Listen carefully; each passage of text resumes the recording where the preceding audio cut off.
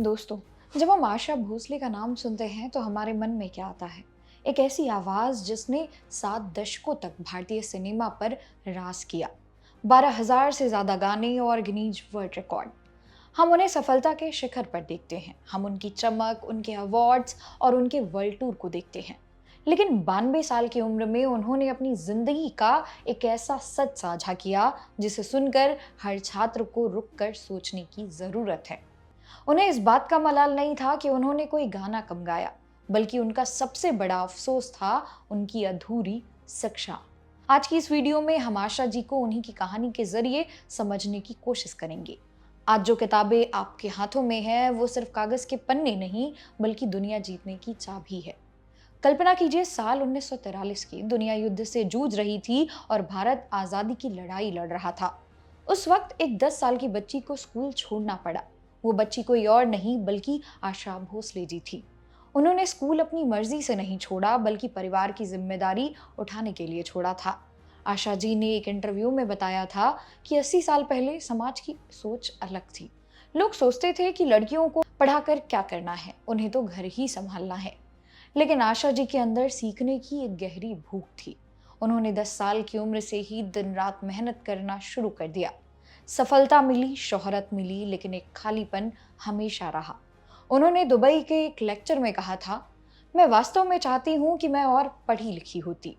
जरा सोचिए, दुनिया की सबसे कामयाब औरतों में से एक आशा जी को भी इस शिक्षा की कमी महसूस हुई। इसका जवाब आशाताई के उस अनुभव में छिपा है जब वो लंदन या अमेरिका जाती थी। उन्होंने स्वीकार किया कि जब वह विदेशी कलाकारों को सुनती थी तो उन्हें दुख होता था। उन्हें लगता था कि अगर वो और पढ़ी लिखी होती, अगर उन्होंने कई भाषाओं पर पकड़ बनाई होती, तो वो सिर्फ बॉलीवुड ही नहीं बल्कि हॉलीवुड और ग्लोबल म्यूजिक की भी बेताज बादशाह होती। उन्होंने कहा था, अगर मुझे शिक्षा मिली होती तो आज मैं अंग्रेजी गानों में भी एक अलग मुकाम पर होती। हमारा स्टाइल और अंग्रेजी शब्द मुझे और भी ऊंचाइयों पर ले जाता। छात्रों, यह बातें हमें सिखाती है कि शिक्षा केवल नौकरी पाने का जरिया नहीं है, यह आत्मविश्वास है। यह दुनिया के किसी भी मंच पर खड़े होकर बिना डरे अपनी बात कहने की ताकत है। आशा जी ने छात्रों को एक बहुत बड़ा मंत्र दिया है। उन्होंने कहा, एक व्यक्ति अपनी सफलता के लिए खुद जिम्मेदार होता है। जो दिन रात कड़ी मेहनत करता है और अपने काम में लगा रहता है, वह हमेशा सफल होता है। लेकिन इसके साथ ही उन्होंने शिक्षा को उस मेहनत का बूस्टर बताया।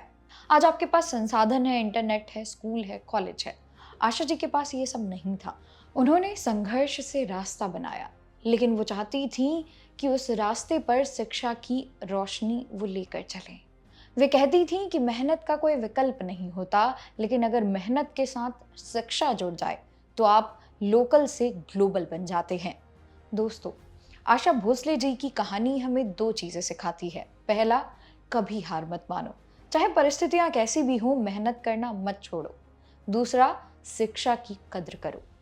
आज आप जो पढ़ रहे हैं वह शायद आपको बोझ लगे, लेकिन याद रखिए, अगले आने वाले 20 या 30 साल बाद आप ये नहीं चाहेंगे कि आप भी वही कहें जो आज आशा ताई ने कहा, काश मैंने थोड़ा और पढ़ लिया होता।